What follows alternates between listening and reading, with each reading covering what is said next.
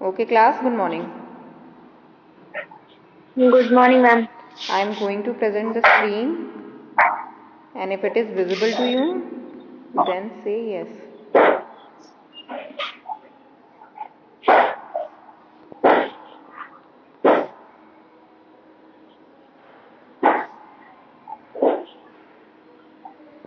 So, shall we start now? Yes, ma'am. Okay, this is BCom 4th semester. I have wrongly written 4th semester. Now, subject is managing human resource and unit is third. The topic is methods of training and development. Today we are going to start with the methods of training and development. Okay, now what are the training methods? Training method refers to a way or technique for improving knowledge and skills. तब तक बेटा अपना mic off कर दो तुम लोग, जब तक तब तक माइक ऑफ करो, और जब मैं पूछूंगी कोई क्वेश्चन तो माइक ऑन करना तुम लोग। आपकी आवाज बहुत ज्यादा कट रही है। मेरी आवाज? यस मैम, अभी सही आ रही। अच्छा ठीक है, तुम लोग अपना माइक ऑफ करो, नहीं तो वो भी डिस्टर्बेंस क्रिएट करता है। ठीक है, ओके मैम। और इनकेस नहीं आवाज आती है तो फिर ऑन करके एक बार बोलना कि मैम आवाज नहीं आ रही है। ठीक है, ओके मैम। तो हम बात करते हैं ट्रेनिंग मेथड्स। ट्रेनिंग मेथड्स क्या होते हैं? हम लोग ने पढ़ा था इससे पहले कि ट्रेनिंग क्या होती है। ठीक है, उसके हम लोग ने इम्पोर्टेंस वगैरह पढ़े थे। तो अब हम कुछ मेथड्स देखेंगे कि किस तरीके से हम अपने एम्प्लॉयज़ को ट्रेन कर सकते हैं। ठीक है, मेथड्स, तो training methods refers to a way और technique for improving knowledge and skills of an employ. ये मेथड्स क्या होते हैं? एक टेक्निक्स होती हैं, वे होते हैं, कुछ तरीके होते हैं जिनके थ्रू हम अपने एम्प्लॉयज़ की नॉलेज और स्किल्स को बढ़ा सकते हैं। ठीक है, ट्रेनिंग हम पर्टिकुलरली किस चीज़ के लिए देते हैं? जो भी वर्क एम्प्लॉयज़ को ऑर्गेनाइजेशन में दिया गया है, कोई भी काम जो एम्प्लॉयज़ ऑर्गेनाइजेशन में करने के लिए अपॉइंट किए गए हैं, उस काम से रिलेटेड हम उनको ट्रेनिंग देते हैं। ठीक है, ताकि वो लोग अपनी जॉब को परफेक्ट तरीके से करने में सक्षम हो सके। The organisation has to consider the nature of the job, size of the organization and workers, types of workers and cost for selecting a training method. Training methods तो बहुत सारे होते हैं, तो लेकिन ऑर्गेनाइजेशन को सबसे बेस्ट मेथड चूज करना होता है, और कोई भी मेथड बेस्ट अपने आप में नहीं है। हमें ये देखना पड़ता है कौन सा मेथड हमें सूटेबल है, वो मेथड हमारे लिए बेस्ट होता है, वही हम अपने एम्प्लॉयज़ को मेथड देते हैं। ठीक है, उसी के अकॉर्डिंग हम अपने एम्प्लॉयज़ को ट्रेनिंग देते हैं। तो there are two types of training method, on the job training जिसको हम इंटरनल ट्रेनिंग कहते हैं, दूसरा होता है ऑफ द जॉब ट्रेनिंग और एक्सटर्नल ट्रेनिंग। तो ऑन द जॉब ट्रेनिंग क्या होती है? जब जॉब में रह करके हम उस काम को करना सीखते हैं। ठीक है, मतलब हमें कहीं और ट्रेनिंग के लिए भेजा नहीं जा रहा है, जहाँ पे हमें काम करना है वहीं पे हमें ट्रेनिंग दी जाती है। जो भी संस्था या ऑर्गेनाइजेशन है, हम वहीं पे वर्क प्लेस पे रह कर के ही अपने काम को सीखते हैं। ठीक है, तो ऑन द जॉब ट्रेनिंग और internal training methods are generally applied in the work place while employees are actually working. तो काम करते करते हम उस चीज़ को सीख रहे होते हैं। This form helps particularly to develop the occupational skills necessary to manage an organization. On the job training की एडवांटेज क्या हो गई?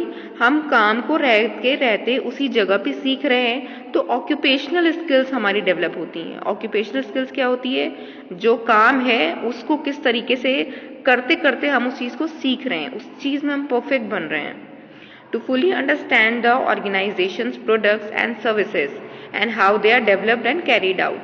जो भी ऑर्गेनाइजेशन प्रोडक्ट्स बना रही है या कोई सर्विसेज दे रही है लोगों को, तो उन चीज़ों को किस तरीके से मैनेज कर रही है, किस तरीके से बना रही है, उन सारी चीज़ों को हम सीखते हैं। ठीक है, अब on the job training methods बहुत सारे हैं, जिसमें से सबसे पहला हम पढ़ेंगे अप्रेंटिसशिप प्रोग्राम्स। अप्रेंटिसशिप प्रोग्राम्स क्या होते हैं? People seeking to enter the skilled trades to become, for example, plumbers, electricians, Iron workers are often required to undergo apprenticeship training before they are accepted to journeyman status. कुछ ऐसे trainings होती हैं जो बहुत technical होती हैं, जिनको सीखने में और उस काम में परफेक्ट बनने में हमें टाइम लगता है। तो अप्रेंटिसशिप प्रोग्राम में हमें परफेक्ट बनाने के लिए ट्रेनिंग दी जाती है, जो कि 2 से 5 साल तक ये ट्रेनिंग प्रोवाइड होती है। इसमें एक हमारा ट्रेनी होता है जो जिसे कह लेंगे एक क्वालिफाइड वर्कर होता है या ट्रेनर होता है, जो हमें ट्रेन करता है, ठीक है, एम्प्लॉयज़ को या ट्रेनी को ट्रेनिंग देता है।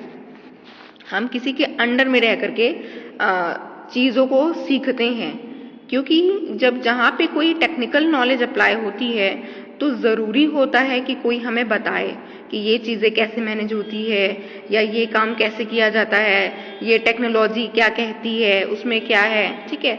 जैसे कि कुछ एग्जाम्पल्स इसमें दिए गए हैं जिसमें स्पेशल स्किल्स की ज़रूरत होती है, जैसे प्लम्बर्स वगैरह होते हैं या इलेक्ट्रीशियंस होते हैं, इलेक्ट्रिसिटी पे काम करते, तो वो काम बहुत जोखिम वाला होता है। हम अपने आप करते करते नहीं सीख सकते हैं। बहुत ज़रूरी होता है कि कोई हमें उन चीज़ों को सिखाए, कोई हमें गाइड करे और हम किसी के अंडर में रह करके सीखें, फिर उस चीज़ को ट्राई करें, ठीक है। Iron workers are often required to undergo apprenticeship training before they are accepted to journeyman status. इससे पहले कि वो लोग अपनी प्रोफेशनल लाइफ को स्टार्ट करें, अच्छी खासी उनको ट्रेनिंग की ज़रूरत पड़ती है। Typically this apprenticeship period is from 2 to 5 years. During this period, the trainee is paid less than a qualified worker. These programs put the trainee under the guidance of a master work. तो एक master होता है जिसके under में trainee appoint होता है। कुछ time वो सीखता है, कुछ टाइम फिर वो करता है, धीरे धीरे छोटे छोटे काम से वो सीखता है, और कुछ सालों बाद जब वो परफेक्ट बन जाता है तब वो अपनी वर्क प्लेस पे प्रोफेशनली तरीके से अपने काम को स्टार्ट कर पाता है। यहाँ पे ट्रेनी को पेमेंट मिलता है, लेकिन एक प्रोफेशनल जो वर्कर्स होते हैं उनसे कम मिलता है उन्हें, ठीक है। नेक्स्ट है हमारा जॉब इंस्ट्रक्शन ट्रेनिंग। इंस्ट्रक्शन नाम से ही समझ में आता है कि कोई पर्सन है, इंस्ट्रक्टर है जो हमें इंस्ट्रक्शन प्रोवाइड करेगा, ठीक है। तो इसमें कुछ 4 स्टेप्स होते हैं। Preparing the trainee by telling them about the job and overcoming their uncertainties. जब हम किसी काम को नया नया सीखना स्टार्ट करते हैं तो हमारे अंदर बहुत सारी अनसर्टेनिटीज़ होती हैं कि हम कर पाएंगे कि नहीं कर पाएंगे, अच्छे से होगा कि नहीं होगा, काम बहुत डिफ़िकल्ट है। तो उस टाइम पे जो इंस्ट्रक्टर होता है हमें सिखाता है कि आप बहुत पेशेंस से इस काम को सीखिए, ठीक है। नेक्स्ट है presenting the instruction giving essential information in a clear manner. जब इंस्ट्रक्टर होता है, ऑब्वियस सी बात है, वो हर चीज़ को फेस कर चुका होता है, तो उसी हिसाब से उसी अकॉर्डिंग वो ट्रेनी को भी ट्रेनिंग प्रोवाइड करता है, इंस्ट्रक्शंस देता है एक बहुत ही क्लियर तरीके से कि ये काम हमें इस तरीके से करना है या ये काम हमें ऐसे ऐसे करना है, ये मिस्टेक्स आ सकती हैं, ये प्रॉब्लम्स आ सकती हैं, उन प्रॉब्लम्स को हमें कैसे ओवरकम करना है, ठीक है। थर्ड स्टेप है having the trainee try out the job to demonstrate their understanding. अब तक ट्रेनर ने क्या किया या इंस्ट्रक्टर ने क्या किया, समझाया कि हमें इस तरीके से काम करना है, अब तक उसने दिखाया काम करके। अब थर्ड स्टेप में क्या कहेगा वो कि आप अपने स्किल्स को डिमॉन्स्ट्रेट करिए, मतलब अब आपने कितना सीखा है मुझे वो बताइए। सबसे पहला काम क्या होता है, इंस्ट्रक्टर ने सिखाया, अब इंस्ट्रक्टर ट्रेनी को बोलेगा कि मैंने जो जो सिखाया है अब आप उसको डिमॉन्स्ट्रेट करिए, अब आप उस चीज़ को प्रेजेंट करिए, ठीक है, ताकि मैं समझ पाऊँ कि आपने कितना सीखा है और कितना नहीं सीखा है, ठीक है। फोर्थ स्टेप कहता है placing the workers into the job on their own with a designated resource person who is ready to provide the required assistance. अब फाइनली अगर हमें डेमोन्स्ट्रेशन के टाइम पे लगता है कि हाँ ट्रेनिंग ने उन चीज़ों को सीख लिया है, अब वो काम कर सकता है, तो फाइनली हम उसे अपने वर्क प्लेस पे अपॉइंट कर लेते हैं, उसको प्लेस कर लेते हैं जॉब पे, ठीक है। नेक्स्ट है planned progression. It is a technique that gives employees a clear idea of their path of development. यहाँ प्लान प्रोग्रेशन, प्रोग्रेस वर्ड से समझ में आता है कि हम कितना प्रोग्रेस कर रहे हैं, कोई भी काम कर रहे हैं तो हम कितना प्रोग्रेस कर रहे हैं। तो हमें उन चीज़ों का एक पर्सन होता है जो हमें उन चीज़ों का आइडिया देता है कि हम जो काम सीख रहे हैं उस काम में हमने कितना प्रोग्रेस किया है, ठीक है, या उस काम को कितना बेहतर तरीके से हम काम कर पा रहे हैं, या अगर कहीं पे चूक रहे हैं या कुछ ऐसी प्लेसेस हैं जहाँ पे हम सही काम नहीं कर पा रहे हैं तो वो चीज़ें भी हमें बताई जाएंगी कि आप ये तो सही कर ले रहे हैं लेकिन यहाँ पे आपकी मिस्टेक्स हो रही हैं, अब आप उन मिस्टेक्स को कैसे सुधार सकते हैं, ये सारी चीज़ें प्लान प्रोग्रेशन में बताई जाती हैं। अब सरस्वती वेट कर रही है, हम उसको एंटर करेंगे तो रिकॉर्डिंग ऑफ हो जाएगी, टाइम से कोई एंट्री नहीं लेता है। तो it is a technique that gives employees a clear idea of their path of development, they know where they stand and where they are going means उन्हें ये पता चलता है ट्रेनीज को कि हम कहाँ पे स्टैंड करते हैं, हमें क्या होना चाहिए था और हम क्या हैं। अगर इन दोनों में कोई डिफरेंस होता है तो उसे पता चलता है कि हाँ मेरी कमी ये है और हम उन कमियों को कैसे इम्प्रूव कर सकते हैं। They must know the requirements for advancement and the means of achieving it. Requirements for advancement मतलब कि अगर हमें आगे इम्प्रूव करना है, मान लो हम उस काम को अच्छे कर रहे हैं तो अच्छा कर लेना इनफ नहीं होता है, हमें और ज़्यादा सक्सेस अचीव करने की कोशिश करनी चाहिए। आज की डेट में हम जो काम कर रहे हैं कल हमें और कोशिश करनी चाहिए कि मैं उससे भी अच्छा कर पाऊँ। तो हमें पता रहता है कि हमें अगर एडवांसमेंट करनी है या कोई ऊंची प्रमोशन चाहिए, ऊंची पोस्ट चाहिए, उसके लिए हमें आगे और क्या करना पड़ेगा, उसका भी एक क्लियर आइडिया, एक क्लियर पिक्चर प्लान प्रोग्रेशन में उन लोगों को मिल जाता है। And the means of achieving it means अब हमें जो हमने अपना लक्ष्य तय किया है हमें उन्हें कैसे अचीव करना है, ठीक है। इतना समझ में आया?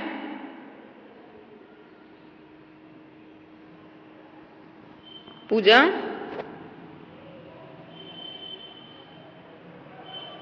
Yes ma'am. दोनों को समझ में आ रहा है? Yes ma'am. नेक्स्ट है जॉब रोटेशन, ठीक है। रोटेशन वर्ड से ही समझ में आता है कि हमें रोटेट करना है, मतलब हम एक वर्क पे फिक्स नहीं है, हमें अलग अलग जॉब सिखाई जा रही हैं, अलग अलग काम सिखाए जा रहे हैं। कई बार तुम लोग ने देखा होगा कुछ ऐसे पर्सन्स होते हैं वो एक काम को नहीं हर काम में बहुत ज़्यादा ट्रेंड होते हैं, उनको कोई भी काम बोलो वो ये भी कर लेंगे, वो दूसरी चीज़ भी मैनेज कर लेंगे, वो तीसरा काम भी कर लेंगे। तो कैसे वो लोग सीखते हैं? जब उन्हें कभी चांस मिला होगा रोटेशन का, ठीक है, कि आज आपने ये काम किया, कल आप दूसरे काम कर रहे हैं, तीसरा काम कर रहे हैं। इस तरीके से हम ओवरऑल एक ऑर्गेनाइजेशन में जितने भी तरीके के काम हो रहे हैं हम सबको समझ जाते हैं। तो ऐसे लोगों की ही आज की डेट में डिमांड होती है, जिसे हम कहते हैं डेवलपमेंट, ठीक है। मीन्स ओवरऑल पर्सनैलिटी का डेवलपमेंट हो रहा है, आप हर एक काम को करना सीख रहे हैं, आप सिर्फ एक काम तक सक्षम नहीं हैं, ठीक है। तो it involves periodically moving people from one job to another. Periodically हम पर्सन्स को एक जॉब से दूसरी जॉब पे मूव करते हैं, इसी को हम जॉब रोटेशन कहते हैं। The purpose of job rotation is to broaden the knowledge of managers और पोटेंशियल मैनेजर्स। जो हमारे मैनेजर्स होते हैं या जो सुपरवाइजर्स होते हैं उनको हर किसी का काम आता होगा तभी तो वो लोग सुपरवाइज करेंगे। सुपरवाइजर्स क्या करते हैं कि नहीं ये काम ऐसा नहीं, ये काम आप इस तरीके से बेहतर कर सकते हैं, ये काम ऐसा है तो इस काम पे आप बेहतर कर सकते हैं। कैसे बताएंगे वो लोग? कभी ना कभी तो उन लोग ने भी किया होगा, तभी जाकर के आज की डेट में वो सुपरवाइज कर सकते हैं, ठीक है। तो जॉब रोटेशन से ये एक बेनिफिट होता है, उनकी जो नॉलेज होती है वो ब्रॉड होती है और हर फील्ड को लेकर के उन्हें नॉलेज होती है, ठीक है। It also increases their experiences, experience बढ़ते हैं। Trainees learn about the different enterprise functions by rotating into different positions. Organisation में क्या क्या काम हो रहा है, किस किस तरीके से काम हो रहा है, वो लोग सब कुछ सीख जाते हैं। किसी एक पर्टिकुलर जॉब पे सीमित ना रह करके वो लोग सारे ही काम को सीखते हैं। तो ये जो क्वालिटी होती है वो मैनेजरियल क्वालिटी को एनकरेज करता है। फ्यूचर में अगर कोई ग्रोथ के चांसेस होते हैं तो सबसे पहले ऐसे लोगों को ही चुना जाता है, ठीक है। नेक्स्ट है टेम्परेरी प्रमोशंस। नाम से ही समझ में आ रहा है, टेम्परेरी मतलब कुछ टाइम के लिए, प्रमोशंस मतलब जो उनकी पोस्ट है उनसे ऊंची पोस्ट उन्हें दी जा रही है। टेम्परेरी क्यों है?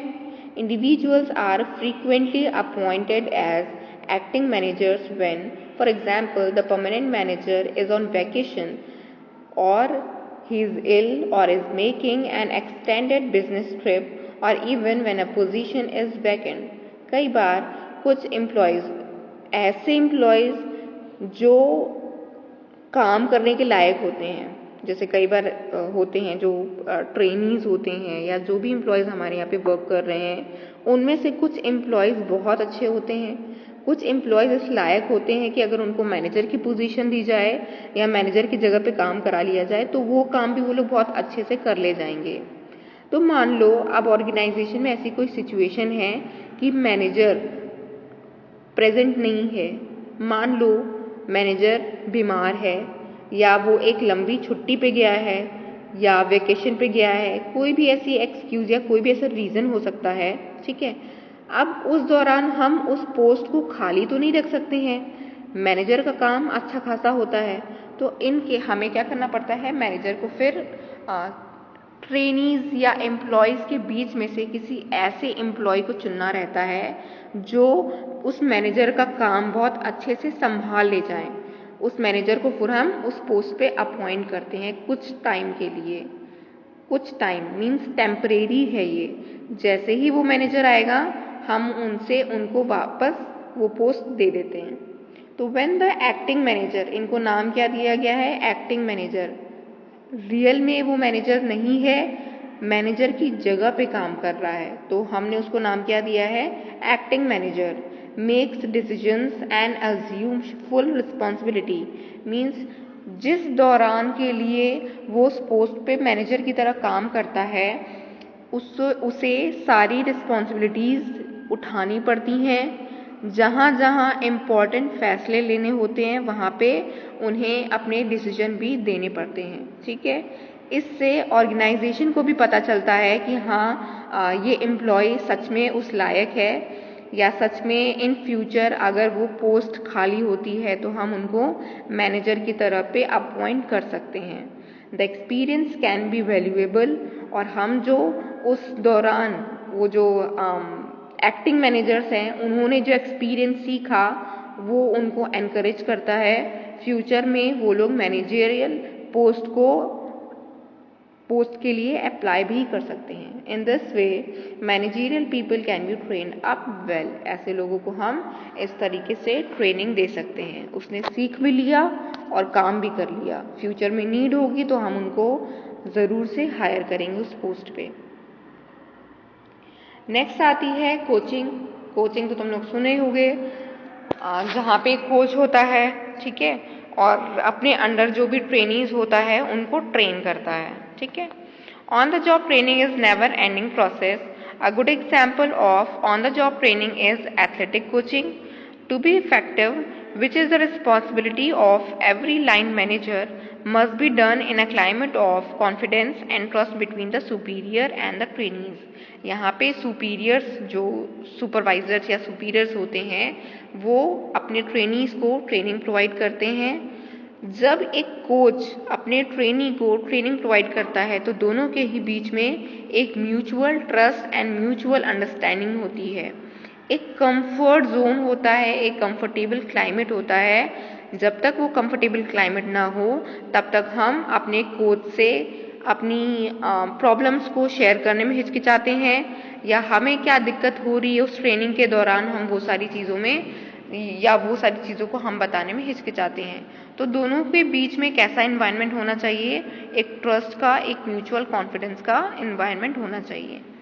Patience and wisdom are required of superiors who must be able to delegate authority and give recognition and praise for jobs well done.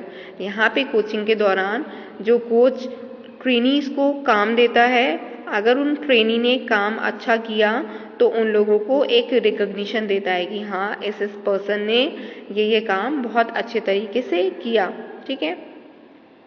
Effective coaching will develop the strength and potentials of subordinates and help them overcome their weakness. जब हम एक coach के under में रह करके training लेते हैं तो हम अपने अंदर की जो भी अनसर्टेनिटीज़ हैं उनको निकालते हैं, जितने भी हेजिटेशंस होते हैं उनको निकालते हैं। ट्रेनिंग जो हमें दी जाती है हम उनको सीखते हैं और सीख करके हम एक बेहतर ट्रेनी बनते हैं, ठीक है, ताकि हम अपने काम को बहुत अच्छे से करने के लायक हो जाएं। और जब ऐसा होता है तो हमारे अंदर एक एनकरेजमेंट आती है, एक मोटिवेशन आता है कि हाँ मैंने ये काम सीख लिया। Coaching requires time but if done well it will save time and money and will prevent costly mistakes by subordinates. Coach के अंडर में रह करके जब हम ट्रेनिंग लेते हैं तो एक तो उसमें टाइम तो लगता ही है, ऑब्वियस सी बात है कि जब कोई कोच हमें कोई चीज़ किसी चीज़ की ट्रेनिंग दे रहा है तो टाइम तो लगता है, लेकिन अगर हम उस दौरान उस चीज़ को सीख लेते हैं तो हमारा जो कहते हैं ना कि अगर हमने जो भी पैसा खर्चा किया है वो क्या होता है, सखारता हो जाता है। मीन्स कि हमने उस टाइम को सेव किया, हमने उस मनी को सेव किया, वो मनी हमारे काम आई, हमने उससे कुछ सीखा है। And will prevent costly mistakes by subordinates.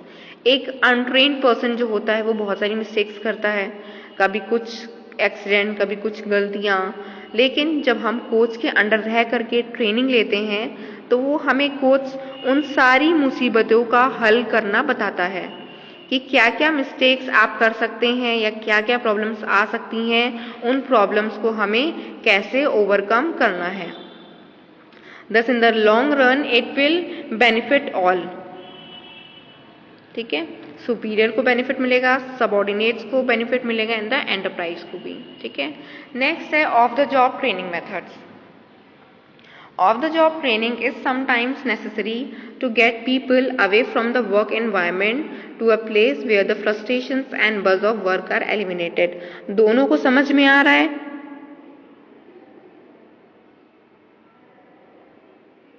Puja, Amrita,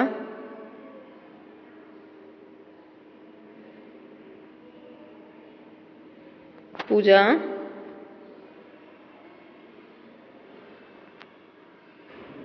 Amrita.